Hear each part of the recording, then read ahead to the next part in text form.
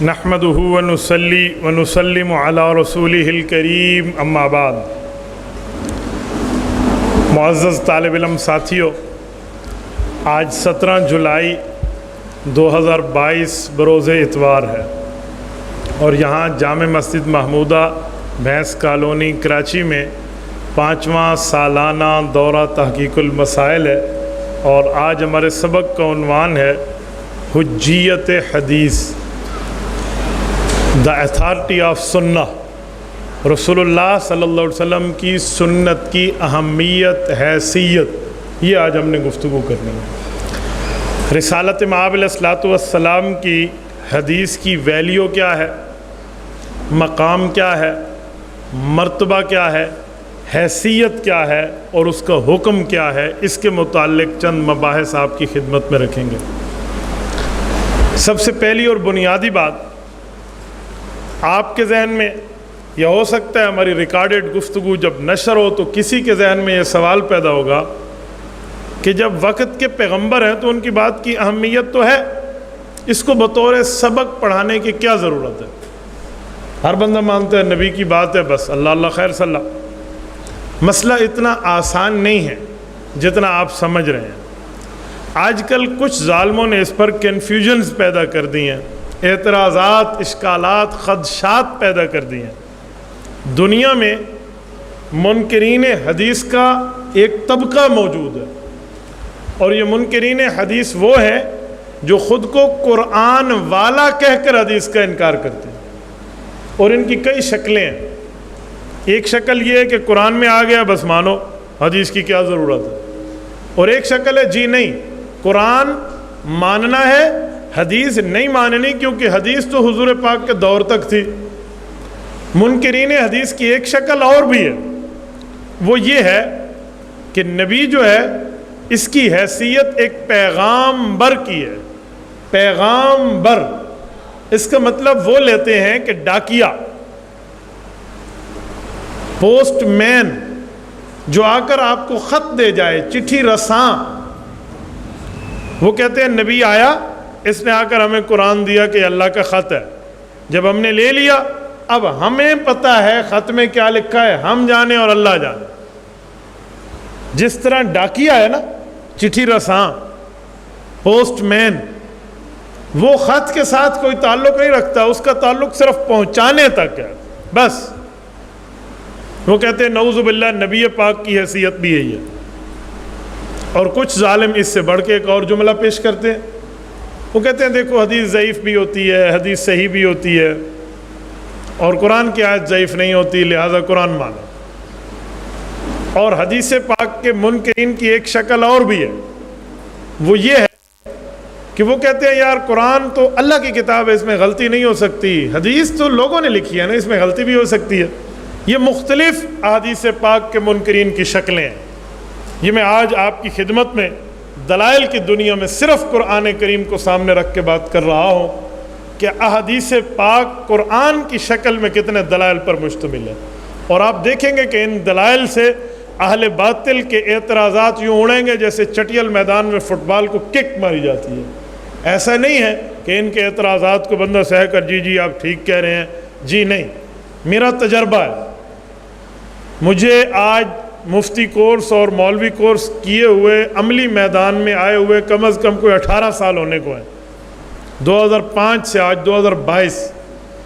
ان 18 سالوں میں میں نے ملک بیرون ملک بیٹھ کر مسلک کی خدمت میں، مذہب کی خدمت میں، دین کی خدمت میں خاک چھانی ہے، مختلف مزاجوں کو دیکھا ہے، مختلف انسانوں کو دیکھا ہے، مختلف افراد کو دیکھا ہے، مختلف مذاہب کو دیکھا ہے۔ دین اسلام اہل سنت والجماعت کے مقابلے میں جتنے فرقے، جتنے مذاہب ہیں، ان کے مقابلے میں جتنے افراد و طبقات ہیں، میں تحدیث بن نعمت کے طور پہ کہتا ہوں ان میں دلیل نام کی کوئی چیز نہیں ہے۔ ان میں ڈھکوسلے ہیں، خدشات ہیں، اعتراضات ہیں، سوالات ہیں، اشکالات ہیں، ان کے پاس دلیل نام کی کوئی چیز نہیں ہے۔ میں نے پوری دھرتی پر جتنا گھوم سکا ہوں میں نے گھوما ہے، ایشیا سے لے کر یورپ تک میں نے ساری جگہ گھوم کے دیکھا ہے۔ مجھے نہیں لگتا ان میں سے کسی کے پاس دلیل موجود ہے۔ ہاں، ہماری پیش کردہ دلیل پر اعتراض ہوتا ہے، یہ آپ کی دلیل ہے، اس پر یہ سوال ہے، آپ کی دلیل ہے، اس پر یہ سوال ہے، آپ کی دلیل ہے، اس پر یہ سوال ہے۔ اس سے پتہ چلا ان کے پاس دلیل نہیں ہے، صرف سوالات ہیں، صرف خدشات ہیں، صرف اعتراضات ہیں، صرف اشکالات ہیں۔ یہ صرف ابجیکشن اور اعتراض کرنا جانتے ہیں، دلیل کی دنیا میں اہل باطل کا کوئی کام نہیں ہے۔ یہاں بھی ان کی باتیں میں آپ کے سامنے لاؤں گا، ہوں گے ڈھکوسلے، وہ دلیل نہیں ہوگی۔ ڈھکوسلے کو توڑنا تھوڑا مشکل ہوتا ہے، کوئی بندہ دلیل لائے نا اس کو بندہ آسانی سے سمجھا دیتا ہے، لیکن کوئی ڈھکوسلہ لائے تو سمجھانا بہت مشکل ہے۔ آپ کو میں سمجھاؤں ڈھکوسلے اور دلیل میں فرق کیا ہے؟ دلیل تو کسی بنیاد پر ہوتی ہے نا، ڈھکوسلہ بے بنیاد ہوتا ہے، ایسے ہی ٹھونک دو۔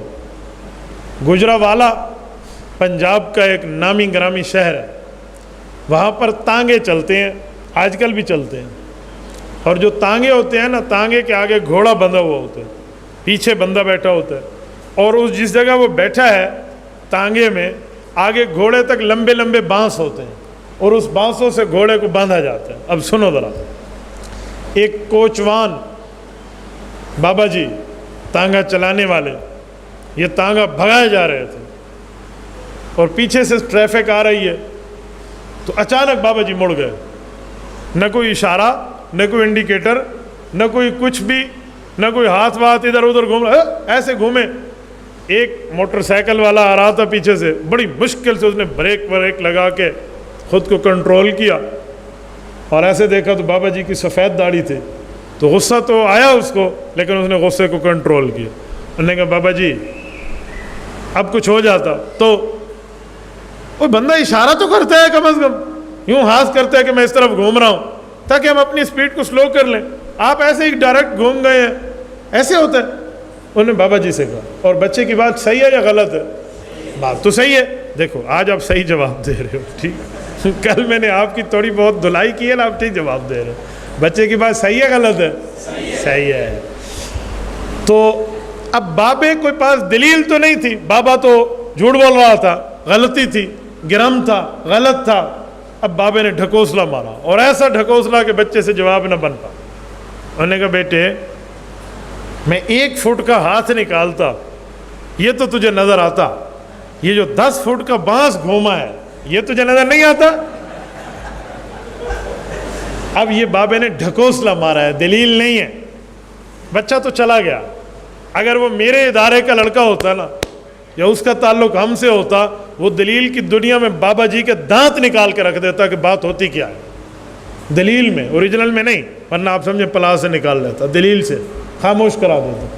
پتہ ہے کیا، ہم دلیل کی دنیا میں بات کرتے، بابا جی جو آپ نے ڈھکوسلا مارا ہے نا، ہم اس کو توڑنا جانتے ہیں۔ بابا 10 فٹ کا بانس تو اپنی جگہ، لیکن اس سے پہلے 1 فٹ کا ہاتھ باہر نکالو تاکہ اس بات کا اشارہ ملے کہ اب 10 فٹ کا بانس گھوم رہا ہے، یہ ہے دلیل۔ اس سے پھر اس بابے کی دلیل ڈھکوسلے کو ہم توڑ دیں گے۔ تو جتنے اہل باطل ہیں وہ اس طرح ڈھکوسلے مارتے، اس طرح جھوٹ بولتے ہیں، بڑی ڈھٹائی سے، ہٹ دھرمی سے بولتے ہیں، اور اگلا سمجھتے او ان کے پاس دلیل ہے۔ ہمارے خلاف کئی کلپس آتے ہیں، میرے ایک بیان پہ کئی بندے کوئی کمنٹس پیش کرتے ہیں، کوئی کلپس بناتا ہے، کوئی ویڈیو لاتا ہے، کوئی پوسٹ کرتا ہے۔ اللہ کا شکر ہے میں نہ ان ویڈیو کو دیکھتا ہوں، نہ میرے پاس اتنا ٹائم ہے کہ نہ میں ان کے کلپ سنتا پھر یہ جواب کیا دے رہے ہیں۔ جب حق سمجھ کے بیان کیا پھر ڈٹ کے کرتا ہوں، کوئی کیا کہتا رہے۔ مجھے ساتھی فون کر کہتے استاد جی وہ فلاں نے جواب دیا، میں نے کہا اس جواب میں کیا ہے؟ جو میں نے سوال کیا وہ جواب آیا ہے؟ کہتے وہ جواب نہیں ہے، اس نے 4 سوال کر دیے ہیں۔ تو میں نے کہا اس کا پتہ چلا کہ ہماری دلیل کا جواب ان کے پاس نہیں ہے۔ باقی کوئی ٹاکیٹو ہو، باتونی ہو، بولتا زیادہ ہو تو اس کی زبان کو بندہ چپ تو نہیں کرا سکتا نا، وہ تو بولتا ہی بولتا رہے گا، بولتا ہی بولتا رہے گا۔ تو ایک بندے کی عادت ہے بولنا، تو اس لیے دلیل کے ساتھ کوئی جواب ہو تو بتائیں۔ کچھ دنوں پہلے کی بات ہے، مجھے ایک شاگرد نے کال کی، استاد جی آپ نے کہا تھا نماز جنازے کے متصل بات دعا نہیں ہے، وہ ایک بندے نے کہا ہے کلپ میں یہ بات کی ہے، وہ بات کی ہے۔ میں نے کہا بیٹا مجھے تو نہیں پتا، تو نے سنی ہے تو بتا دے کیا کہتا ہے۔ جو اس نے کہا ہے مولانا انور شاہ کشمیری رحمۃ اللہ علیہ سے ثابت ہے، فلاں سے ثابت ہے، فلاں سے۔ میں نے کہا وہ بندہ ہے کون؟ اہل سنت والجماعت ہے؟ کہتے نہیں وہ تو رضا خانی ہے۔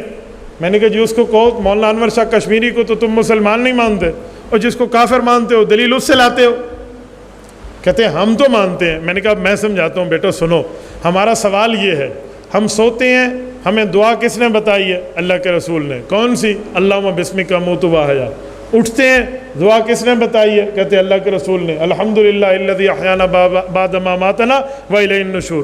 ہم اسی طرح مسجد آتے ہیں جاتے ہیں, دعا اللہ کے رسول نے بتائی ہے. بازار آتے جاتے ہیں, دعا اللہ کے رسول نے بتائی ہے. کہتے جی ہاں. میں نے کہا حضور پاک علیہ السلام کی اس نے کوئی دعا پیش کی ہے کہ حضور نے فرمایا ہو نماز جنازے کا سلام پھیرو اور فوراً یہی دعا مانگو؟ کہتے یہ تو پیش نہیں کی. میں نے کہا پھر جواب ہوا؟ کہتے نہیں. میں نے کہا میں کیوں اپنے 20 منٹ ضائع کروں؟ تو کہہ رہا ہے 20 منٹ کا کلپ ہے آپ سن لو. تو جب جواب ہی نہیں ہے, صرف سوالات ہے, تو اس کے اوپر وقت ضائع کرنے کا فائدہ؟ کہنے دو 4 بچے ہیں بیچارے خوش ہو جائیں گے, کہنے دو کچھ نہیں ہوتا, چلنے دو. تو میں اس ترتیب پہ چلتا ہوں. کیوں؟ میں تجربہ رکھتا ہوں کہ دلیل کی دنیا میں ان کے پاس بات کرنے کا کوئی ملکہ اور حیثیت نہیں ہے. ان کے پاس ڈھکوسلے ہیں, اعتراضات ہیں, اشکالات ہیں. ہماری پیش کردہ دلیل پر ان کے پاس سوال ہے, دلیل نہیں ہے. یہاں بھی یہی چکر ہے. یہ جو ہم حجیت حدیث پڑھنے لگے ہیں, حدیث پاک کے منکرین جو ہیں ان کے پاس بھی چند ڈھکوسلے ہیں, اور ان ڈھکوسلوں کو پیش کر کے وہ سمجھتے ہیں ہم نے کوئی دلیل دے دی ہے, کوئی قلعہ فتح کر لیا ہے. جی بابا ایسے نہیں ہے کہ تم سے قلعہ فتح ہو جائے. قلعہ ہوتے ہیں, اس قلعے کو نکالنا کوئی مذاق کا کام نہیں ہوتا. آؤ سب سے پہلے حجیت حدیث میں حدیث پاک سے کیا مراد ہے؟ ویسے عام طور پہ لفظ حدیث تو کہتے ہیں نائے کو. قدیم کے مقابلے میں حدیث, قدیم پرانا اور حدیث نایا. ویسے حدیث بات کو بھی کہتے ہیں. تو اس حدیث سے کیا حدیث مراد ہے؟ حتیٰ یخوضوا فی حدیث غیری, قرآن میں باتوں کو بھی حدیث کہا گیا. یہ جو ہم حجیت حدیث بولیں گے تو اس حدیث سے کیا مراد ہوگا؟ سنیں, حجیت حدیث کے لفظ سے رسول اللہ صلی اللہ علیہ وسلم کی بات کی اہمیت مراد ہوگی. اس سے عام باتیں نہیں ہیں کہ جو عام بات آپ کر لیں اور وہی بات ہے, بلکہ رسول پاک صلی اللہ علیہ وسلم کی بات مراد ہوگی. رسالت مآب علیہ الصلوۃ والسلام کی موجودگی میں یہ لفظ کئی بار بولا گیا ہے, بلکہ اللہ کے رسول کے سامنے بولا گیا. حضور پاک نے بھی خود فرمایا لفظ حدیث, جس میں تعلیم دی کہ میری بات حدیث ہے. کئی حدیث ہیں, اگر آپ دیکھنا چاہیں تو آپ کو بہت معاملات میں آپ کو ملے گا. مثلا جامع ترمذی میں روایت موجود ہے, حضرت مقداد بن معدی کرب رضی اللہ عنہ فرماتے ہیں اللہ کے رسول نے فرمایا نظر اللہ عمران سمع منا حدیثا فحفظہ حتی یبلغہ غیرہ. فرمایا لوگو, جس بندے نے مجھ سے حدیث سنی اور دوسروں تک پہنچا دی, اللہ اس کے چہرے کو تر و تازہ رکھے. اس سے سمجھ آیا رسالت مآب علیہ السلام نے اپنی بات کو حدیث فرمایا ہے. تو حجیت حدیث میں رسول اللہ صلی اللہ علیہ وسلم کی بات کی اہمیت بتائی جا رہی ہے. میرے دوستو, جب حضور اقدس صلی اللہ علیہ وسلم کی بات کی اہمیت ہے تو وہ کس بنیاد پر ہے؟ بنیاد حدیث حجیت نہیں, حجیت حدیث نہیں ہے, بنیاد ذات رسالت ہے. حجیت حدیث حجیت نبوت ہے. حجیت حدیث حجیت پیغمبری ہے. حجیت حدیث حجیت رسالت ہے. یعنی نبوت کی ذات کی اہمیت ہے, اسی لیے نبوت کی بات کی اہمیت ہے. رسول اللہ کی ذات نبوت ہے, رسول اللہ کی بات حدیث ہے. نبوت کی اہمیت ہے تو نبوت کی ذات کی اہمیت ہے تو بات کی اہمیت ہے نا. اسی لیے رسول اللہ صلی اللہ علیہ وسلم کی حدیث کی حجیت ہے. اسی پر بنیادی مسئلہ عرض کروں کہ یہ بنیادی مسئلہ ایک اعتقادی مسئلہ ہے. کیا معنی؟ یہ عقیدے کا مسئلہ ہے, عقیدے کا, نظریے کا. یہ حدیث کی حجیت ایک عقیدے کی بات ہے. آپ کو پتہ ہے عقیدہ کسے کہتے ہیں؟ کوئی بندہ آپ سے پوچھے عقیدہ کسے کہتے ہیں, اس چکروں میں نہ پڑا کرو کہ عقیدہ عقدہ سے نکلا ہے, عقدہ گرہ کو کہتے ہیں لہذا اس کا معنی ہوتا ہے گرہ. ان چکروں میں نہ جایا کرو. ایک لفظ میں ون آن ون پوائنٹ ایک ہی لفظ میں بتائیں, عقیدہ کا معنی ہے ایمان. عقیدہ کا کیا معنی ہے؟ بولتے نہیں ہیں. ایمان. ایمان کہہ دیں, عقیدہ کہہ دیں, عقیدہ کہہ دیں, ایمان کہہ دیں, دونوں ہم پلہ ہم معنی لفظ ہے. یعنی اس کا عقیدہ ٹھیک نہیں ہے, اس کا ایمان ٹھیک نہیں ہے. اس کا ایمان مضبوط ہے, اس کا عقیدہ مضبوط ہے. تو عقیدہ اور ایمان یہ ہم پلہ لفظ ہیں. لفظوں کے معنی کے چکر میں نہ پڑ جایا کریں جی کسے کہتے ہیں. کوئی پوچھے نا مائک کسے کہتے ہیں, جی سے کہتے ہیں, بس ختم ہو گیا. اسپیکر کسے کہتے ہیں, جی سے کہتے ہیں. کرسی کسے کہتے ہیں, جی سے کہتے ہیں. آپ اس چکروں میں پڑ جاؤ. 4 نیچے ٹانگیں ہوتی ہیں, ایسے لمبی سی ہوتی ہے, پیچھے کمر ایک اونچی سی ہوتی ہے, اس کو کہتے ہیں کرسی. اگلا کیا سمجھے گا؟ مثال ہی سامنے رکھ دو. وہ پوچھے عقیدہ کسے کہتے ہیں؟ آپ کا ایمان کو کہتے ہیں. فائنل ہو گئے لفظ. ایک لفظ کا مطلب عوام میں سمجھانا سیکھیں. کچھ دنوں پہلے کی بات ہے, ایک طالب علم میرے پاس آیا, کہتے استاد جی میں عوام میں بیان کر رہا تھا, میں نے کہا فقیہ ایسے ہے, فقیہ ایسے ہے, فقیہ ایسے ہے. تو لوگوں نے مجھ سے پوچھا فقیہ کسے کہتے ہیں؟ تو میں نے کہا جی فقیہ کو کہتے ہیں. تو اس کو ترجمہ نہیں آتا تھا فقیہ کسے کہتے ہیں. تو میں نے اسے کہا بیٹا فقیہ کا مطلب ہوتا ہے ماہر شریعت, بس فیصلہ ہوگا. فقیہ کسے کہتے ہیں؟ ایکسپرٹ آف دا ہولی شریعہ, شریعت کے ماہر کو فقیہ کہتے ہیں. ایک لفظ سے معنی کا حل دے دو نا, لوگوں کو معنی نہیں ہوتا. وہ کہتے ہیں نا, ایک مولوی سے پوچھا گیا, وہ تقریر کر رہا تھا کوئی رضا خانی, وہ کہہ رہا تھا آئین میں ایسے ہے, قانون میں ایسے ہے. تو نیچے صحافی بیٹھا تھا, اس نے پوچھ لیا کہ حضرت آئین اور قانون میں کیا فرق ہے؟ اب اس کو آتا جاتا تو کچھ نہیں تھا کہ آئین اور قانون میں کیا فرق ہے. تو جو اسے کہتا ہے تجھے اتنا بھی نہیں پتا, آئین ہوتا ہے, قانون ہوتا ہے. لو جی, آئین اور قانون میں کیا فرق ہے اتنا نہیں پتا. آئین ہوتا ہے, قانون ہوتا ہے. حالانکہ آئین اور قانون میں بڑا فرق ہے. آپ میں سے کسی کو آتے ہاتھ کھڑا کرے اور مجھ سے انعام لے. آئین اور قانون میں کیا فرق ہے بتانا, صحیح ہوگا تو انعام آپ کا پکا. کھڑے ہو جاؤ. ذوالقرنین اس کو نوٹ کرو, دکھاؤ نا. جی بیٹا آپ سمجھا دیں. کسی ملک کے قانون کی وہ بنیادی شکلیں ہوتی ہے جس پہ ریاست کی بنیاد ہوتی ہے. یہ اکثر وہ رہتی ہے, چینج نہیں ہوتی ہے. اور قوانین آرٹیکل ہوتے ہیں جو چینج ہوتے ہیں دوسرے. ٹھیک ہے, آئین اور قانون کا ایک فرق کریں, ایک ہی لفظ میں بیان کریں. اس کو آئین کو چینج کرنے کے لیے 2/3 میجورٹی چاہیے ہوتی ہے, یہ کم سے بھی چینج ہوتا ہے. ٹھہرے رہو, بیٹھو نہیں, کوئی اور بتائے. یہ مشکل سمجھا رہا ہے, آپ بتائیں.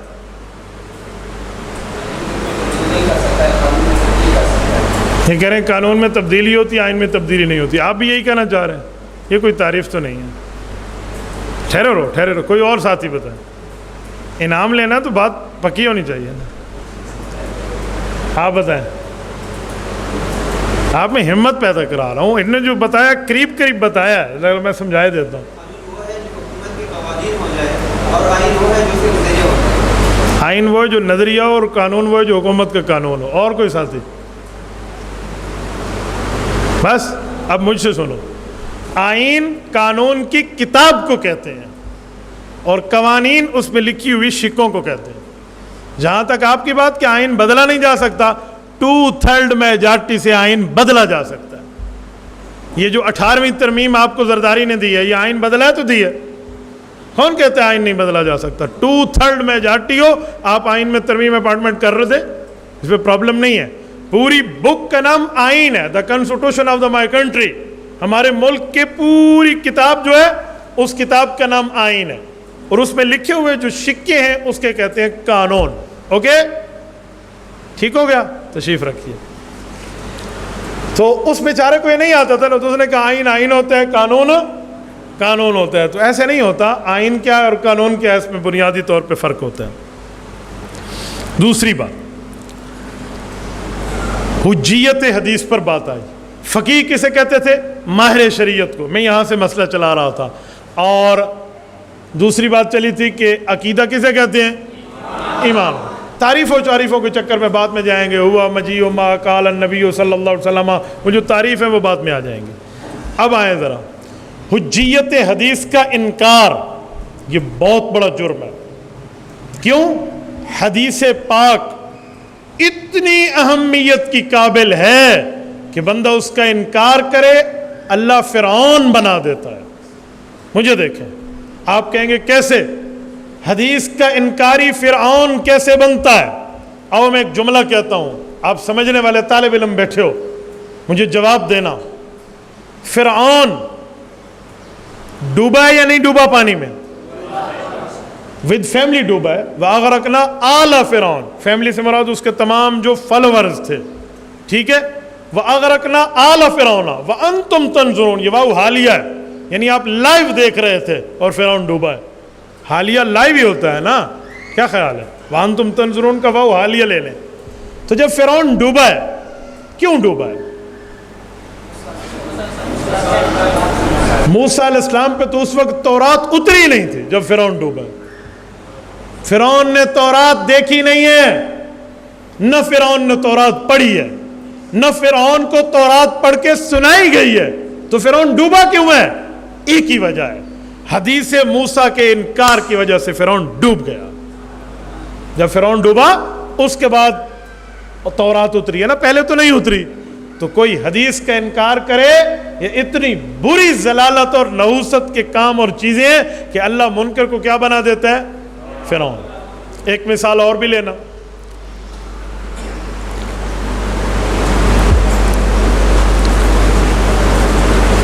حدیث پاک کی حجیت پہ ایک مثال مزید سمجھنا۔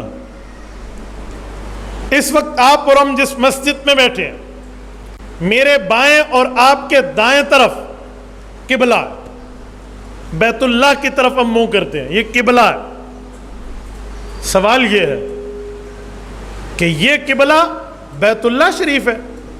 جی ہاں۔ اس سے پہلے کوئی قبلہ تھا؟ جی ہاں تھا۔ وہ کون سا تھا؟ بیت المقدس، آپ کی کمر کے پیچھے اور میرے منہ کی طرف شمال بیت المقدس قبلہ تھا، مسجد اقصی فلسطین۔ تو اس قبلے کو چینج کر کے ادھر کیا گیا۔ چینج والی آیت قرآن میں موجود ہے، فَوَلِّ وَجْهَكَ شَطْرَ الْمَسْجِدِ الْحَرَامِ، دوسرے پارے کا پہلا صفحہ، سورۃ نمبر 2 سورۃ البقرہ۔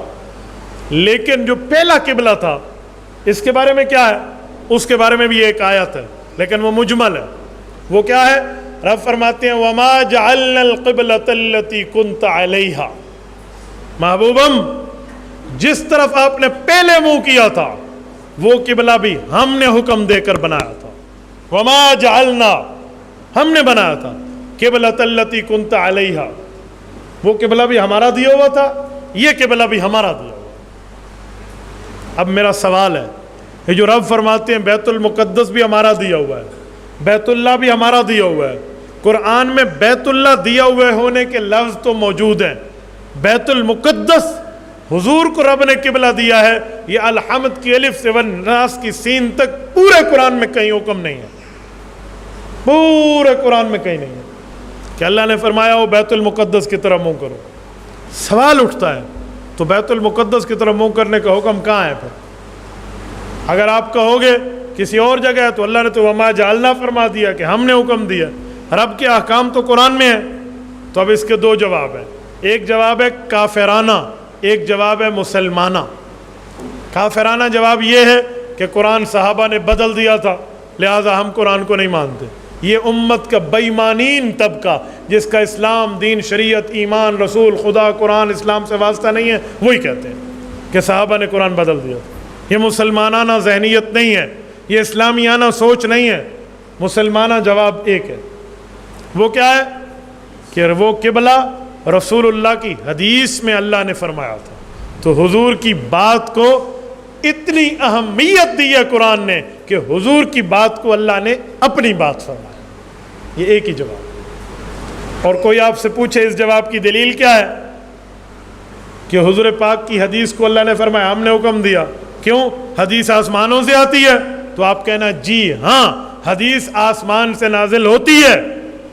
میں ایک بار پھر کہہ رہا ہوں، حدیث آسمان سے نازل ہوتی ہے۔ وہ پوچھیں دلیل، آپ کہنا سورت نمبر 3 سورت النساء آیت نمبر 113 اس کی دلیل ہے۔ رب کریم فرماتے ہیں وَأَنزَلَ اللَّهُ عَلَيْكَ الْكِتَابَ وَالْحِكْمَةَ وَعَلَّمَكَ مَا لَمْ تَكُنْ تَعْلَمْ وَكَانَ فَضْلُ اللَّهِ عَلَيْكَ عَظِيمًا۔ محبوبم ہم نے آپ پر قرآن بھی اتارا، والحکمہ حدیث پاک بھی اتاری۔ تو اللہ نے قرآن بھی نازل کیا، حدیث بھی نازل کی۔ فرق یہ ہے قرآن میں لفظ بھی اللہ کے ہیں، مطلب بھی اللہ کا ہے، حدیث میں مطلب تو اللہ کا ہے، لفظ میرے رسول اللہ کے ہیں، بس یہ ایک ہی فرق ہے۔ باقی حدیث بھی اوپر سے آئی ہے، قرآن بھی اوپر سے ہے۔ تیسرے نمبر پہ پورا چوتھا نمبر پیش کرنے لگا ہوں، توجہ رکھنا، مجھے دیکھیں، میں ایک سوال کرنے لگا ہوں، ہم نماز میں قرآن پڑھتے ہیں یا حدیث پڑھتے ہیں؟ ہم نماز میں حدیث پڑھتے ہیں۔ سب نے کہا قرآن ہے، ہم نماز شروع حدیث سے کرتے ہیں۔ آپ تو طالب علم ہو، آپ تو مولوی نہیں ہو، آپ تو سمجھ کے جواب دو، ہم نماز شروع کہاں سے کرتے ہیں؟ سبحانک اللہم سے۔ سبحانک اللہم و بحمدک وتبارک اسمک کا کس پارے میں ہے؟ ہاں تو پھر آپ نے کیوں کہا ہم صرف قرآن پڑھتے ہیں؟ ہم نماز میں قرآن سے پہلے حدیث پڑھتے ہیں اور میری معلومات میں 1 درجن حدیثیں ہر مسلمان نماز میں پڑھتا ہے، 1 درجن 12-13 حدیثوں کے لگ بھگ ایک مسلمان پڑھ لیتے ہیں نماز میں. پھر بھی قرآن ایک جگہ پڑھا جاتا ہے اور حدیث 12 جگہ پڑھی جاتی ہے، اور آپ سارے کہہ رہے ہو ہم نماز میں قرآن پڑھتے ہیں. تو جہاں ایک جگہ پڑھا جائے وہ آپ کو یاد ہے، جو 12-13 جگہ پڑھی جائے وہ آپ کو یاد نہیں ہے. ہم نماز میں حدیث پڑھتے ہیں، آؤ میں آپ کو گنواؤں، آؤ گنو. بسم اللہ. سب سے پہلے ہم ثنا پڑھتے ہیں، سبحانک اللہم و بحمدک و تبارک اسمک و تعالی جدک ولا الہ غیرک. یہ جو حدیث پاک ہے، یہ حدیث پاک ہم نماز شروع کرتے ہیں. دوسرے نمبر پہ جو حدیث پڑھتے ہیں، اس کے بعد ہم کیا پڑھتے ہیں؟ اعوذ باللہ من الشیطان الرجیم. یہ دوسری حدیث ہے. اعوذ باللہ من الشیطان الرجیم قرآن نہیں ہے، یاد رکھنا. آپ مجھے قرآن سے نہیں دکھا سکتے. قرآن میں ہے فَإِذَا قَرَأْتَ الْقُرْآنَ فَاسْتَعِذْ بِاللَّهِ. حکم تعوذ ہے، لفظ تعوذ نہیں ہے. قرآن میں اعوذ باللہ پڑھنے کا حکم ہے، اعوذ باللہ پڑھنے کے الفاظ نہیں ہیں. تو اعوذ باللہ من الشیطان الرجیم حدیث ہے. کتنی حدیثیں ہو گئیں؟ تیسرے نمبر پہ ہم بسم اللہ پڑھتے ہیں. چلو یہ قرآن کی آیت ہے، انہ من سلیمان و انہ بسم اللہ. چلو یہ آیت ہے. چوتھے نمبر پہ ہم سورۃ الفاتحہ پڑھتے ہیں. پانچویں نمبر پہ ہم سورۃ الفاتحہ جب مکمل کرتے ہیں تو کیا کہتے ہیں؟ آمین. یہ آمین پورے قرآن میں نہیں ہے تو دکھا دیں. یہ حدیث ہے. آمین کیا ہے؟ بولتے نہیں ہے، حدیث ہے. تو یہ ہم نماز میں پڑھتے ہیں. کتنی حدیثیں ہو گئیں؟ لا الہ الا اللہ محمد الرسول اللہ. یہ تمہارا حال ہے. کتنی حدیثیں ہو گئی؟ 3. سبحانک اللہم، اعوذ باللہ اور آمین. آمین نمبر 3 ہو گیا. چوتھے نمبر پہ آئیے، ہم رکوع میں جاتے ہیں. سبحان ربی العظیم. کتنی ہو گئی؟ 4. سمع اللہ لمن حمدہ، ربنا لک الحمد. سجدوں کی تسبیحات سبحان ربی الاعلیٰ. 2 سجدوں کے درمیان رب اغفر لی ورحمنی. التحیات مکمل. درود پاک ٹھیک ہو گیا. اور اس کے بعد ہم درود پاک کے بعد درود ابراہیمی کے بعد ہم 2 قسم کی دعائیں پڑھتے ہیں. یا پڑھتے ہیں ربی جلنی مقیم الصلاۃ، وہ آیت ہے. یا پڑھتے ہیں اللہم انی ظلمت نفسی ظلما کثیرا، جو حضرت ابوبکر صدیق رضی اللہ عنہ کی روایت ہے. تو وہ دعا پڑھیں تو کتنی ہو گئیں؟ 11. اور 2 طرف سلام پھیرتے ہیں. کتنی ہو گئیں؟ 12. یہ 1 درجن حدیثیں ہم نماز میں پڑھتے ہیں. آپ نے کہا نہیں جی بابا ہم تو قرآن پڑھتے ہیں. تو حدیث پاک کی کتنی اہمیت ہے کہ ہم نماز، میں اپنی سریکی اور میٹھی زبان میں کہتا ہوں تھڈاؤں حدیث ایسا شروع نماز جو کریں دیں. نماز حدیث ہی شروع تھی دی ہے نا، حدیث شروع ہی نماز سے ہوتی ہے. تو سبحانک اللہم سے ہمیں سمجھ آ گیا بچہ بڑا ہوا ہے اور پہلے دن سے اسے حدیث پڑھائی جا رہی ہے. تو لہٰذا ہم نماز میں کیا پڑھتے ہیں؟ پہلے حدیث، پھر قرآن، پھر حدیث. سمجھ آیا یا نہ آیا؟ آئی یا گئی؟ گئی. یاد شاد تمہیں نہیں رہنی، ایسے تم نے سبحان اللہ کے چکروں میں بیٹھے ہو. یہ 3-4 پوائنٹ میں نے آپ کے سامنے رکھے تاکہ حجیت حدیث پر میں آپ کی خدمت میں مسئلہ سمجھا پاؤں.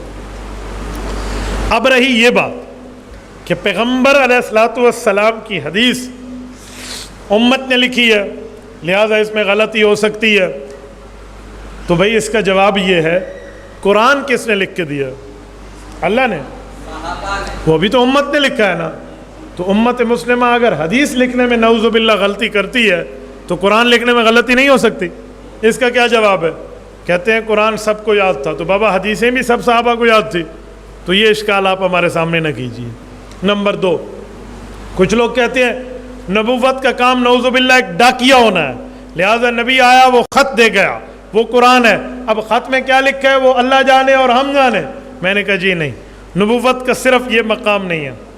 سورۃ انعام آیت نمبر 44 میں رب کریم نے فیصلہ فرمایا وَأَنزَلَ اللَّهُ عَلَيْكَ الْكِتَابَ وَالْحِكْمَةَ وَعَلَّمَكَ، اللہ تعالیٰ نے فیصلہ فرمایا وَأَنزَلْنَا إِلَيْكَ الذِّكْرَ لِتُبَيِّنَ لِلنَّاسِ مَا نُزِّلَ إِلَيْهِمْ.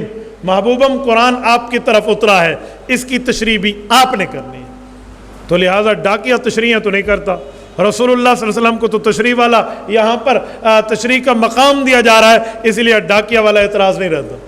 ایک ظالم تھا، پرویزی مذہب میں تھا، وہ میرے پاس آیا اور شاپر میں اس کا جو وہ تھیلا ویلا تھا اس میں قرآن کریم ترجمے والا ساتھ لایا اور مجھ سے بات کرنے لگا، اسی لیے کہ مولوی پتہ نہیں کون سا ترجمے والا قرآن لائے گا، میں اپنا لے کر آؤں۔ چلو بھائی، بات شروع ہو گئی۔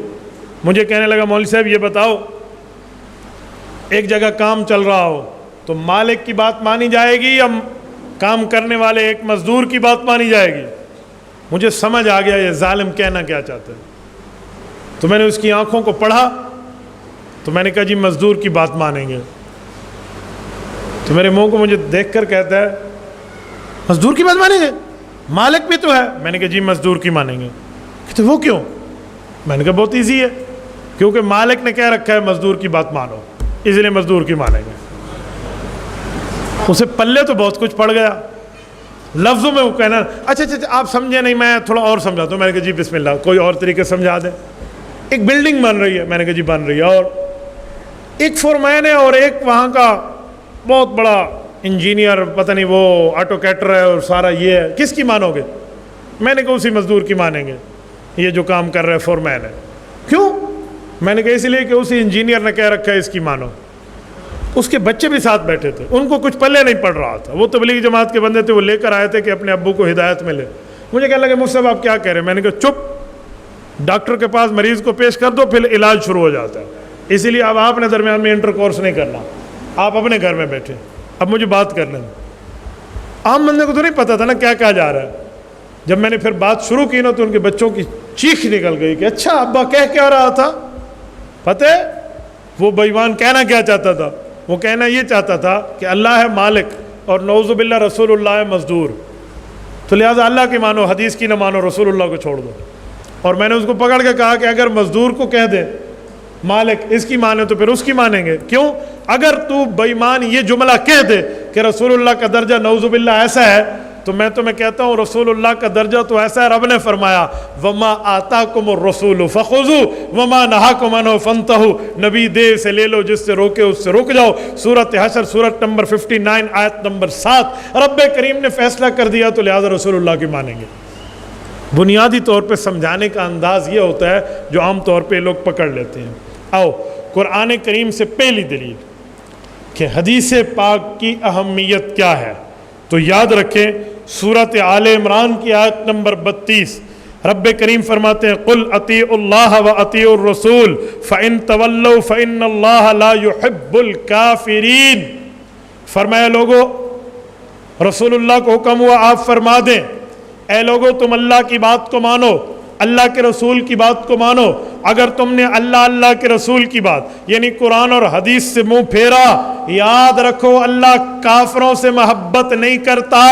پتہ چلا قرآن کا منکر بھی بے ایمان ہے، حدیث کا منکر بھی بے ایمان ہے، تبھی تو فإن اللہ لا يحب الکافرین آیا۔ اطیعوا اللہ واطیعوا الرسول کے انکاری کے بعد فإن اللہ لا يحب الراحمین نہیں ہے، فاسقین نہیں ہے، کافرین ہے۔ یہ حدیث پاک اور قرآن کے منکر پہ کفر کا فتویٰ یہ اللہ کا قرآن دے رہا ہے۔ اگر ہم اس سے بھی تھوڑا آگے آئیں تو یہ بات ذہن میں رکھنا کہ رسول اللہ صلی اللہ علیہ وسلم کی اطاعت ایسے نہیں ہے کہ اللہ کی اطاعت کے ساتھ شرک ہو جائے گا۔ ہم اللہ کی بھی بات مان رہے ہیں، رسول اللہ کی مان رہے ہیں، لہٰذا یہ شرک ہے۔ شرک نہیں ہے۔ شرک تب ہوتا جب ہم غیر اللہ کی، غیر اللہ کے مقابلے میں بات مانتے۔ پاک پیغمبر کو تو رب نے اپنی بات کا شارع، اپنی بات کا اسپوکن پرسن، اپنی بات کا ترجمان بنا کر فرمایا لِتُبَيَّنَ لِلنَّاسِ مَا نُزِّلَ إِلَيْهِمْ۔ محبوبہ میری بات کی تشریح آپ نے کرنی ہے، لہٰذا حضور پاک کی بات کو ماننا شرک نہیں ہے۔ حجیت حدیث میں قرآن کریم کی دوسری دلیل اگر آپ لینا چاہیں تو سورۃ النساء آیت نمبر 80 کھولیے، رب کریم فرماتے ہیں وَمَن يُطِعِ الرَّسُولَ فَقَدْ أَطَاعَ اللَّهَ وَمَن تَوَلَّىٰ فَمَا أَرْسَلْنَاكَ عَلَيْهِمْ حَفِيظًا۔ محبوبم آپ انہیں کہہ دے جو اللہ کی ماننا چاہتا ہے، سنو وہ رسول اللہ کی مان لے تو اس نے اللہ کی مان لے۔ مَن يُطِعِ الرَّسُولَ فَقَدْ أَطَاعَ اللَّهَ، جو نبی کی مانتا ہے گویا وہی اللہ کی مانتا ہے۔ تو رب کریم نے رسالت مآب صلی اللہ علیہ وسلم کی بات کو اپنی بات اور حضور کی اطاعت کو اپنی اطاعت کی بات فرمائی۔ تیسرے نمبر پہ اگر ہم آئیں تو یہ سورۃ نور کی آیت نمبر 63 ہے۔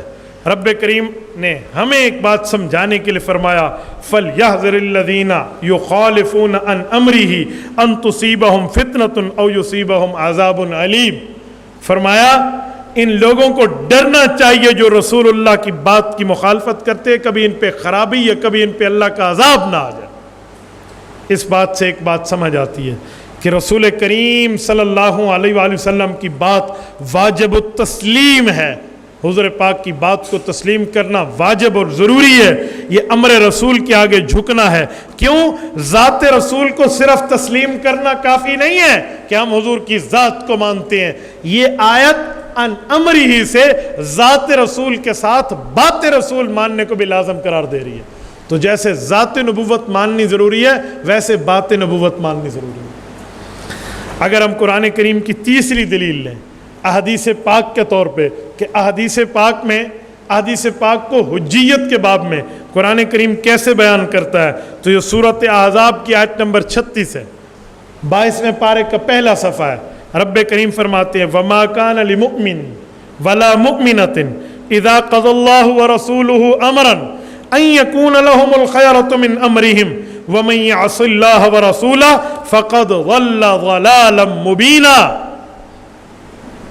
اللہ کی قسم ایک ایک بات کو کھول کے قرآن بیان کر رہا ہے۔ وَمَا كَانَ لِمُؤْمِنٍ وَلَا مُؤْمِنَةٍ، مسلمان مؤمن مرد اور مؤمن عورت کو اس بات کی گنجائش اور اسپیس نہیں ہے اذا قضى اللہ ورسولہ امرا، جب اللہ کا رسول ڈیسیجن دے دے، فیصلہ کر دے، ان یکون لہم الخیرۃ من امرہم، کہ ان کے پاس کوئی ویٹو پاور موجود ہو کہ ہم نبی کا حکم نہیں مانتے، ہم خدا کا حکم نہیں مانتے، ان کے لیے کوئی گنجائش موجود ہو۔ فرمایا ایسا نہیں ہو سکتا کسی مؤمن اور کسی مومنہ کے لیے۔ ہاں وَمَن يَعْصِ اللَّهَ وَرَسُولَهُ، اللہ کے رسول کے فیصلے کے انکاری کون ہوگا؟ فَقَدْ ضَلَّ ضَلَالًا مُبِينًا، یہ کھلے طور پہ گمراہی میں مبتلا ہوگا۔ اب ذرا سنیں، یہاں ایک بات سمجھائی جا رہی ہے کہ رسول اللہ کے فیصلے کو مانو۔ یہاں صرف یہ نہیں ہے کہ رسول اللہ کو پیغمبر مانو، جی نہیں، پیغمبر ماننا تو مؤمنۃ ولا مؤمن، اس سے سمجھ آ رہا ہے وما کان لمؤمن ولا مؤمنۃ، کہ مومن اور مومنہ کے لیے جائز نہیں ہے۔ مومن اور مومنہ ہوتے ہی وہ ہیں جو نبی کو نبی مانے۔ تو نبی کا نبی ماننا یہ تو مومن اور مومنہ کے لفظ سے سمجھ آ گیا کہ حضور کی ذات کو وہ مانتے ہیں۔ آگے رسول اللہ کی بات اور رسول اللہ کے فیصلے کو بتایا جا رہا ہے اذا قضى اللہ ورسولہ امرا ان یکون لہم الخیرۃ من امرہم، کہ فیصلہ نبی کے بعد ان کو کسی اور فیصلہ بدلوانے کا اختیار ہو، یوں نہیں ہو سکتا۔ یہ صرف پیغمبر ماننے کی طرف اشارہ نہیں ہے، بلکہ پیغمبر کے ہر فیصلے کو ایمان کا درجہ دے کر ماننے کی طرف اشارہ اور حکم دیا جا رہا۔ قرآن کریم کی چوتھی دلیل آپ لیجئے تو سورۃ آل عمران کی آیت نمبر 31 اٹھائیے۔ رب کریم فرماتے ہیں قل ان کنتم تحبون اللہ فاتبعونی یحببکم اللہ ویغفر لکم ذنوبکم۔ آیت نمبر 31 سورۃ آل عمران سورۃ نمبر 3۔ کیا بتایا جا رہا ہے؟ فرمایا قل، محبوبہ اعلان فرما دیں، رسالت مآب علیہ الصلوۃ والسلام اعلان فرما رہے ہیں ان کنتم تحبون اللہ، اے لوگو اگر تم اللہ سے پیار کرتے ہو، اللہ سے محبت رکھتے ہو، اللہ رب العزت سے تمہیں محبت، پیار، تعلق، عقیدت، یگانگت، الفت ہے، تو فاتبعونی، تمہیں مجھ محمد صلی اللہ علیہ وسلم کی اتباع کرنی پڑے گی۔ رسول اللہ نے فرمایا میری بات کو تسلیم کرنا پڑے گا۔ جب میری بات مانو گے یحببکم اللہ، تبھی تمہیں اللہ کی محبت مل پائے گی۔ اور صرف محبت خداوندی نہیں ملے گی، تمہیں ایک پیکج بھی ملے گا، تمہیں ایک انعام بھی ملے گا، تمہیں ایک تحفہ بھی ملے گا، گاڈ گفٹڈ نعمت بھی ملے گی۔ وہ کیا ہے؟ وَيَغْفِرْ لَكُمْ ذُنُوبَكُمْ، جو تمہارے گناہ ہوں گے اللہ اس کو بھی بخش دے گا۔ تو حدیث پاک کی حجیت کو مان کے، پیغمبر کریم علیہ التحیت و تسلیم کی ذات اقدس اور بات اقدس کو مان کے اللہ کی محبت میں ملتی ہے، اور رب کریم کے ہاں بندوں کے گناہوں کی مغفرت میں ملتی ہے۔ میرے دوستو، چھٹے نمبر پر قرآن کریم سے حدیث نبویہ کی حجیت، ایتھارٹی، ویلیو، حیثیت، مرتبہ، رتبہ، مقام، درجہ معلوم کرنا ہو تو بڑے اچھے طریقے سے آپ معلوم کر سکتے ہیں۔ سورۃ نور کی آیت نمبر 62 رب کریم نے انما المؤمنون الذین آمنوا باللہ ورسولہ وَإِذَا كَانُوا مَعَهُ عَلَىٰ أَمْرٍ جَامِعٍ لَمْ يَذْهَبُوا حَتَّى يَسْتَأْذِنُوا۔ فرمائے مومن، مسلمان، صحابی، ایماندار، وفادار، حبدار، دلدار، پیغمبر کا تابع دار رسول اللہ کے ساتھ بیٹھا ہو تو وہ حضور سے اٹھ کے کہیں جا نہیں سکتا جب تک حضور سے اجازت اور پرمیشن نہ ملے۔ چہ جائے کہ پیغمبر کے فیصلے کا کوئی انکار کر دے، ساتھ بیٹھنے والا بغیر اجازت نبویہ کے اٹھ کے جا نہیں سکتا۔ اتنا مقام اور مرتبہ ہے رسول اللہ کی ذات اقدس کا، جب ساتھ بیٹھنے والا اٹھ کے جا نہیں سکتا تو ساتھ بیٹھنے والا چھوڑو، کوئی اور آنے والا حکم پیغمبر کا انکار کیسے کر سکتا ہے؟ تو لہذا حکم پیغمبر کے انکاری کی بات نہیں ہو سکتی۔ 7ویں نمبر کی دلیل رسالت مآب علیہ الصلوۃ والسلام کے فرمان کی حجیت کے طور پہ اللہ کا قرآن سورۃ نساء نمبر 59 1:60 رب کریم فرماتے ہیں اطیعوا اللہ واطیعوا الرسول وَأُولِي الْأَمْرِ مِنْكُمْ فَإِن تَنَازَعْتُمْ فِي شَيْءٍ فَرُدُّوهُ إِلَى اللَّهِ وَالرَّسُولِ إِن كُنتُمْ تُؤْمِنُونَ بِاللَّهِ وَالْيَوْمِ الْآخِرِ۔ رب کریم نے فیصلہ کیا، اللہ کی بات مانو، رسول اللہ کی بات مانو، اور اولو الامر کی بات مانو۔ تفسیر ابن ابی حاتم الرازی میں رسول اللہ کے صحابی حضرت جابر، رسول اللہ کے صحابی حضرت ابن عباس رضی اللہ عنہم بیان فرماتے ہیں اولو الامر منکم یعنی اہل الفقہ والدین، فرمایا اللہ کی مانو یعنی خدا کی مانو، رسول اللہ کی مانو یعنی مصطفیٰ کی مانو، اولو الامر کی مانو یعنی فقہا کی مانو۔ خدا کی بات ماننا، مصطفیٰ کی بات ماننا، فقہا کی بات ماننا، یہ اللہ کا قرآن کہہ رہا ہے اور میں صحابی کی تشریح پیش کر رہا ہوں۔ تو اس میں رسول اللہ صلی اللہ علیہ وسلم کی بات کو ماننے کے لیے اطیع الرسول کہہ کر بتایا گیا، اور آگے فرمایا فَإِن تَنَازَعْتُمْ فِي شَيْءٍ فَرُدُّوهُ إِلَى اللَّهِ وَالرَّسُولِ۔ جماعت فقہا میں اگر کسی مسئلے پر اختلاف آ جائے تو انہیں چاہیے یہ اللہ کے رسول یعنی قرآن اور حدیث سے فقیہ اپنے مسئلے کا حل نکال لے۔ ان کنتم تؤمنون باللہ والیوم الآخر، اگر تم اللہ اور روز قیامت پر ایمان رکھنے والے، تو یہ حجیت حدیث پر دوسرا عنوان پیش کیا جا رہا ہے۔ میرے دوستو، رسالت مآب علیہ الصلوۃ والسلام کی بات کو ماننے کی بات، ہر ادا کو ماننے کی بات، ہر فرمان کو ماننے کی بات، ہر قول و عمل کو ماننے کی بات جو بطور حکم امت کے لیے آیا ہے، یہ اللہ کا قرآن کہہ رہا ہے۔ تو اس سے 10 چیزیں ثابت ہوئی ہیں کہ حضور پاک کی بات کو ماننا صرف حاکم کی بات کی طرح نہیں ہے کہ حکمران کی بات مانو، حکومت کی مانو تو حضور کی مانو، ایسا نہیں ہے۔ نمبر 1، حاکم کی اطاعت میں آخرت پر آپ کو رحمت ملے ضروری نہیں ہے، لیکن نبوت کی بات ماننے میں آخرت میں بھی آپ کو رحمت ملے گی۔ دوسری چیز، حاکم کی اطاعت نہیں کرو گے تو عذاب نہیں ملے گا، دنیا کی سزائیں ہوں گی۔ رسالت مآب کی اطاعت نہیں کرو گے تو اللہ آخرت میں عذاب بھی دے گا۔ تیسرے نمبر پہ، حاکم کی اطاعت گناہ بخشوا دے، ایسا نہیں ہو سکتا۔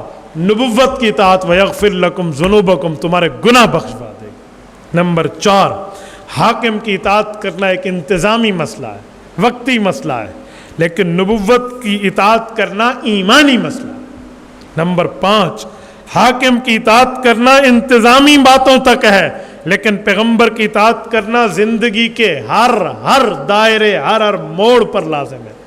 نمبر 6، حاکم کی اطاعت کرنا حاکم کے مر جانے کے بعد لازم اور ضروری نہیں رہتی، پیغمبر کی اطاعت کرنا پیغمبر کے دنیا سے رخصت ہو جانے کے بعد بھی لازم اور ضروری رہتی ہے۔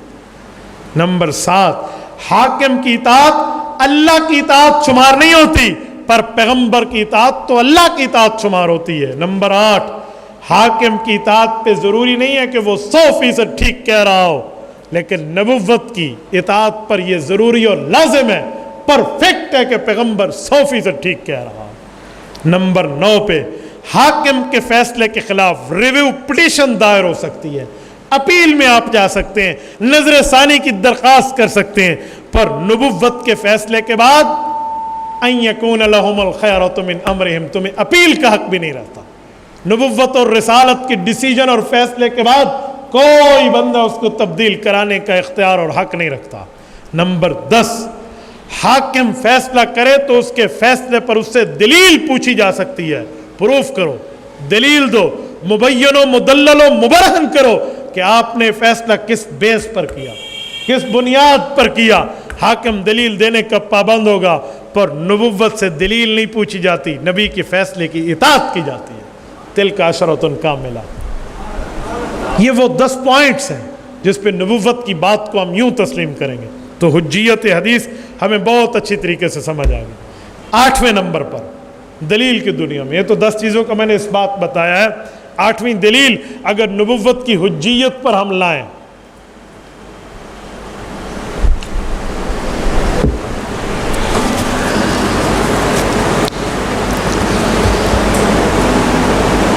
تو سورۃ نساء آیت نمبر 65 اس پر دلیل ہے۔ فلا وربک لا یؤمنون حتی یحکموک فیما شجر بینہم ثم لا یجدوا فی انفسہم حرجا مما قضیت ویسلموا تسلیما۔ کیا معنی؟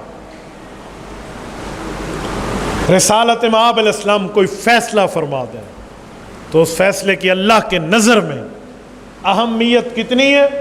اللہ کے قرآن کا لفظ سنیں، فلا وربک، اے نبوت، اے محمد کریم علیہ التحیۃ والتسلیم، ہمیں تمہارے رب کی قسم۔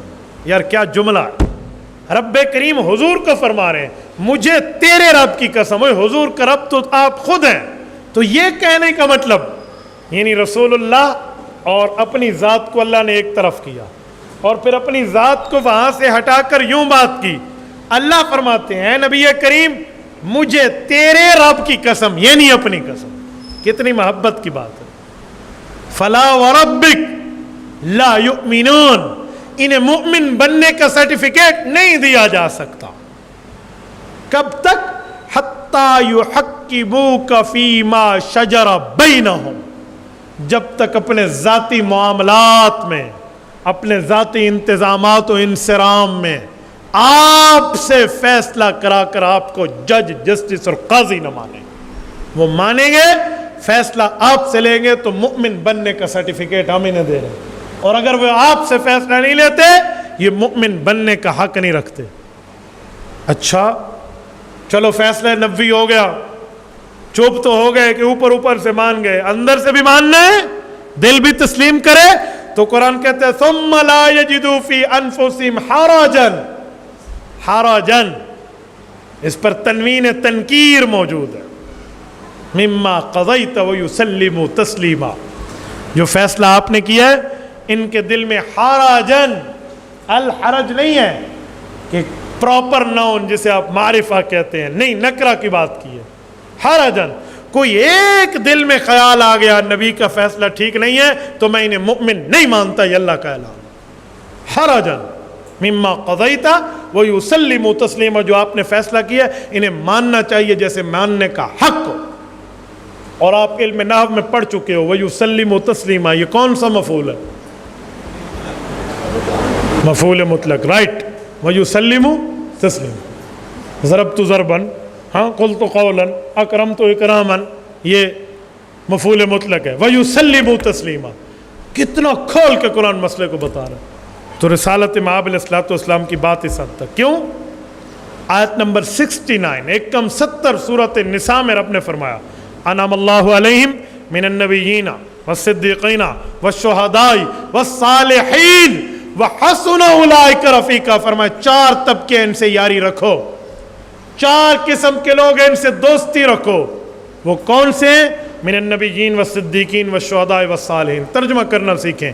من النبیین نبوت، والصدیقین صحابہ، والشہداء شہید، والصالحین اولیاء۔ ان کا راستہ کون سا ہے؟ وَحَسُنَ أُولَئِكَ رَفِيقًا۔ آپ علم نحو میں پڑھ چکے ہیں، کفال مدح ہوتے ہیں، کفال ذم ہوتے ہیں، ہے یا نہیں ہے؟ حسنہ اور نعمہ یہ کیا ہے؟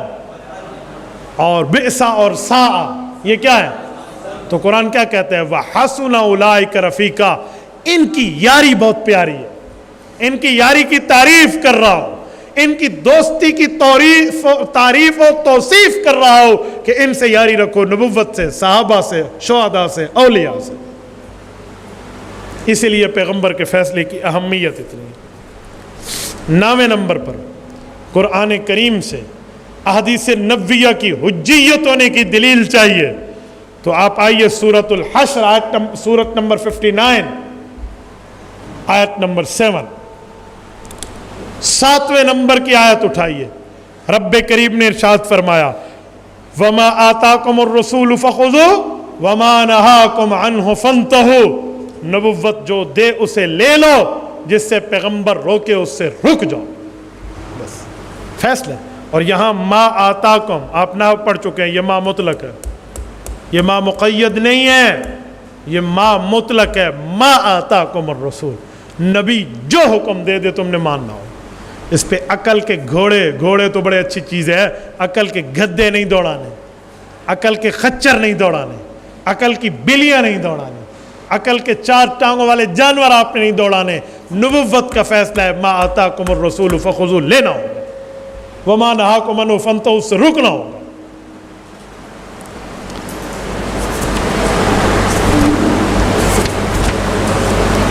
دسویں نمبر پر قرآن کریم کی شہادت، قرآن کریم کی گواہی، قرآن کریم کی دلیل نے جو رسالت مآب کی حدیث کی حجیت، ویلیو، مرتبہ، حیثیت، رتبہ، مقام اور اہمیت بتا رہی ہے، تو آپ اٹھائیے سورت نمبر 33 سورۃ احزاب کی آیت نمبر 21۔ لَقَدْ كَانَ لَكُمْ فِي رَسُولِ اللَّهِ أُسْوَةٌ حَسَنَةٌ لِمَنْ كَانَ يَرْجُو اللَّهَ وَالْيَوْمَ الْآخِرَ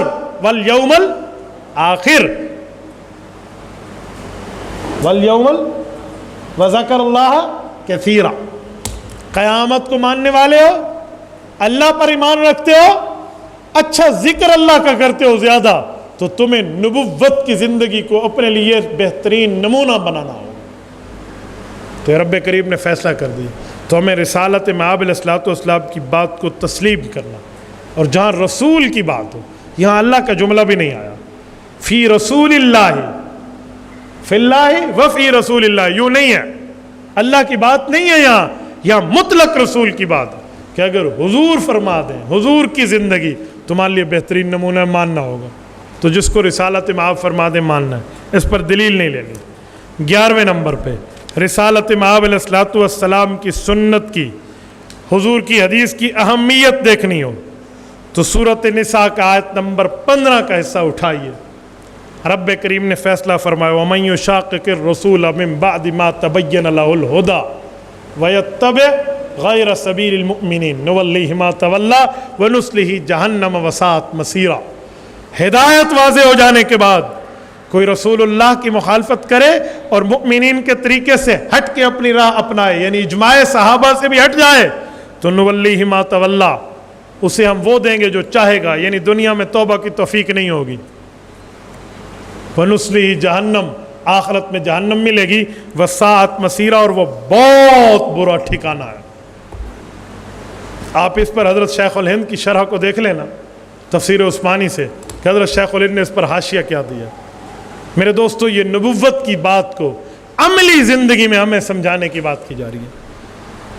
اور 12ویں نمبر پہ رسالت مآب علیہ السلام کی حدیث کی اہمیت پر قرآن کریم جو دلیل لاتا ہے، یہ سورۃ اعراف کی آیت نمبر 157، 157 نمبر کی، 3 کم 160، سورۃ اعراف، سورۃ نمبر 7 ہے، یہ بتا رہی ہے الذین یتبعون الرسول النبی الامیہ کی آیت اٹھائیں تو رب کریم نے رسالت مآب علیہ الصلوۃ والسلام کی ڈیوٹی فرمائی ہے کہ جو یہود اور نصارہ نے غلط کام کر کے اپنے لیے حرام قرار دلوا دیے تھے حلال چیزیں، حضور پاک کی زبان پر رب کریم نے وہ مسائل جاری فرمائے کہ حلال ہونا حلال بتا دیا، حرام ہونے کا حرام بتا دیا۔ یہ رسالت مآب علیہ الصلوۃ والسلام کی تشریحاً ایک ایک بات کو سمجھایا، سنایا، بتلایا جا رہا ہے، اور ہمیں اس بات کی طرف اشارہ ہے کہ ہم رسالت مآب علیہ الصلوۃ والسلام کی بات کو اہمیت اتنی دیں، اتنی حجیت اور اتھارٹی سمجھیں جو یہ ہے۔ یہ جو میں نے آپ کے سامنے گفتگو کی ہے، یہ ہمارے اکابرین کی بات کو میں نے آپ کی خدمت میں پیش کی، اپنے استاد ذی المکرم جس کو میں اپنی آنکھوں سے دیکھے ہوئے حجت اللہ فی الارض کہوں، محقق علی الاطلاق علامہ Khalid Mahmood P H D London رحمہ اللہ، یہ میں ان کی کتاب سے پیش کر رہا ہوں۔ آثار الحدیث جلد اول، یہ آپ کی خدمت میں ہے، صفحہ نمبر 283 سے صفحہ نمبر 200 غالباً 312 تک، یہ غالباً اور نہیں تو کم از کم کوئی 30 کے لگ بھگ صفحات بنتے ہیں، 30-35 یہ صفحات میں نے آپ کی خدمت میں 12 دلیلیں استاد ذی المکرم علامہ Khalid Mahmood P H D London رحمہ اللہ، یہ ان کی کتاب سے پیش کی۔ یہ سیالکوٹ کے رہنے والے ہیں، انگلینڈ میں ان کی قبر ہے، وفات ان کی پچھلے سال ہے۔ علامہ خالد محمود، کسی نے کیا خوب کہا کہ سیالکوٹ کی دھرتی نے 2 علامے پیدا کیے اور دونوں نے دنیا میں اپنا نام کا ڈنکا بجوا کے رکھ دیا، ایک کو علامہ اقبال کہتے ہیں، ایک کو علامہ خالد محمود کہتے ہیں۔ وہ اشعار کی دنیا میں آیا تو دنیا والے دیکھتے رہ گئے، اقبال اقبال رہا، اور یہ دلائل کی دنیا میں آیا، دنیا والے دیکھتے رہے، خالد محمود ایک علمی آفتاب بن کے آفتاب نبوت سے روشنی لے کر اس دنیا کے علم کے راستے میں چمکتا رہا۔ الہامی گفتگو ان کا انداز تھا۔ میری دعا ہے رب کریم ان کی قبر پہ کروڑوں اربوں رحمت نازل فرمائے۔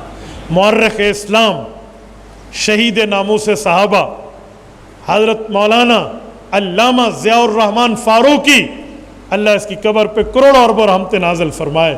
میں علامہ فاروقی رحمہ اللہ کا جملہ پیش کر رہا ہوں، ارشاد فرماتے تھے آثار الحدیث کی 2 جلدیں جو علامہ خالد محمود نے لکھ چھوڑی ہیں، یہ بڑی بڑی لائبریریوں پر بھاری ہے، بڑی بڑی لائبریریوں پر۔ یہ میں نے ان میں صرف ایک ٹاپک آپ کے سامنے رکھا ہے، ورنہ جلد اول کے عنوان لفظ حدیث، تاریخ حدیث، موضوع حدیث، ضرورت حدیث، مقام حدیث، اخبار حدیث، قرآن الحدیث، حجیت حدیث، حفاظت حدیث، تدوین حدیث، رجال حدیث، روافض العلم حدیث، اسلوب الحدیث، امثال حدیث، غریب الحدیث، یہ جلد اول۔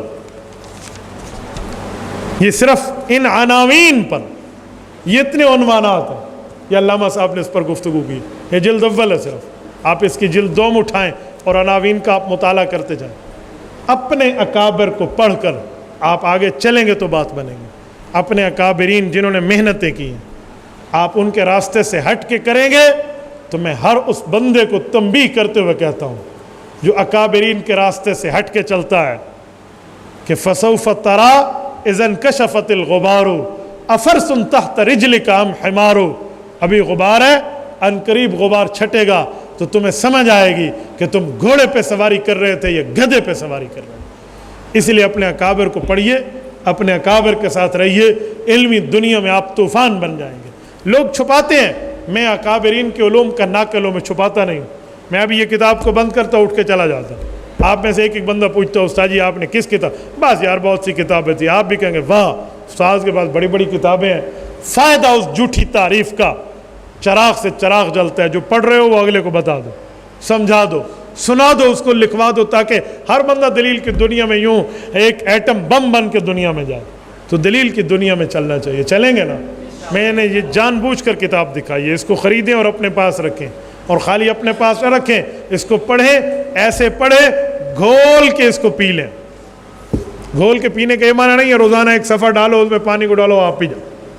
میں نے ایک بندے سے کہا لیمو پیا کرو، اس نے کہا جی ٹھیک ہے، لیمو اٹھاتا پانی میں ڈالتا، پانی پی جاتا، لیمو پھینک دیتا، نہ اس کو کاٹتا نہ اس کو نچوڑتا، تو آپ ایسے لیمو پیتے رہیں تو کام نہیں بنے گا بھائی، اس کو پڑھیں اور سمجھیں۔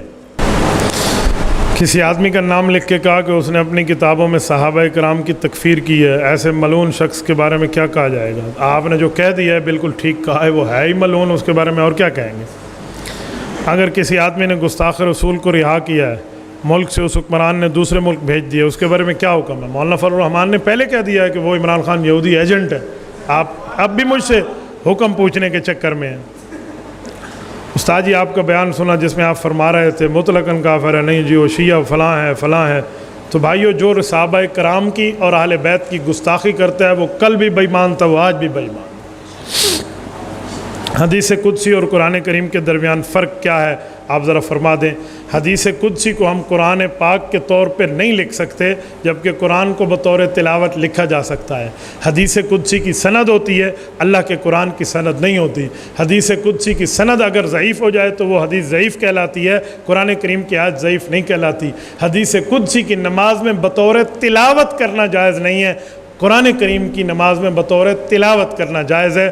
اس طرح کئی فرق ہیں، اصول تفسیر ہمارے استاد جی کی فائل موجود ہے، آپ اس سے فرقوں کو مزید بھی دیکھ سکتے ہیں۔ منکرین حدیث کا کیا حکم ہے؟ جو حضور پاک علیہ الصلوۃ والسلام کی حدیث کو ویلیو نہ دے، اہمیت نہ دے، حضور کی حدیث کا انکار کر دے، ہم اس کے ایمان کا انکار کرتے ہیں، اس کا کوئی ایمان شمان نہیں ہے۔ اگر کوئی شخص اکابرین علماء دیوبند کو فرقہ اور فتنہ کہے اور کہ میں صرف مسلمان ہوں، تو بتائیں وہ کیا ہے؟ ایک آدمی پاکستان کو گالیاں دے اور دنیا کے ممالک کو گالیاں دے، وہ کہے میں کسی ملک کا نہیں ہوں، بس میں صرف اس دنیا کا انسان ہوں، بتائیں کوئی مانے گا؟ ہاں ہم کہیں گے جس ملک کی نیشنلٹی ہے بات کر۔ تو بھائی دین اسلام کی تشریح میں بھی 4 چیزیں ہیں، حنفی، شافی، مالکی، حنبلی، یہ رسول اللہ کی سنت کی تشریح ہے، ان میں کسی ایک کے ساتھ رہ کر آپ خود کو اہل حق شمار کروا سکتے ہیں۔ اس سے ہٹیں گے تو پھر اپنا فیصلہ شریعت میں آپ کے لیے موجود ہے، آپ کو مذہبی طور پہ کوئی مسلمان صحیح العقیدہ نہیں کہہ سکتا۔ آپ نے فرمایا ذرا برابر بھی دل میں خیال آ گیا نبی کی بات صحیح نہیں تو مومن نہیں ہے۔ کیا حرف دل میں خیال آنے سے بندہ مومن نہیں رہتا؟ ذرا میں دل میں خیال آ گیا کا مطلب کیا ہے؟ ایک آدمی کے دل میں خیال آیا حضور نے فیصلہ غلط کیا، میں نہیں مانتا، میں اوپر سے مانتا ہوں، تو یہ آدمی دل میں جو خیال لے کر بیٹھا ہوا ہے، خالی خیال تھوڑی آیا، یہ تو نظریہ بنا کے بیٹھا ہے۔ دل میں خیال آنے کا مطلب یہ حضور نے فیصلہ حق کیا اور تم دل میں کہتے رہو نہیں جھوٹ کیا، نعوذ باللہ جھوٹ کیا، تم مومن کہاں ہو پھر؟ تو دل سے ماننا پڑے گا۔ ایمان کی تفصیل کیا ہے؟ اقرار باللسان و تصدیق بالقلب، دل سے تسلیم کرنا پڑے گا۔ آپ چھوڑیں گے تو پھر اپنا حشر بندہ خود دیکھ لے۔ جزاکم اللہ تعالی، اقول قولی ھذا واستغفر اللہ وآخر دعوانا ان الحمد للہ رب العالمین۔ انشاءاللہ تعالی کل کے سبق میں کوشش کروں گا کہ عقیدہ آخرت، عقیدہ حیات النبی پر تقریباً 100 سوالات میں حل کروں آپ کی خدمت میں۔ اس کے علاوہ اگر آپ کوئی سوال لکھنا چاہیں تو آپ ڈٹ کے لکھنا، 100 نہیں ہم 200 بھی پورا کر کے جائیں گے، no issue no problem on this matter, لیکن انشاءاللہ تعالیٰ میں ان سوالات کو حل کروں گا۔ کل انشاءاللہ پہلا ٹائم بیٹھیں گے اس پر۔ جزاکم اللہ تعالی۔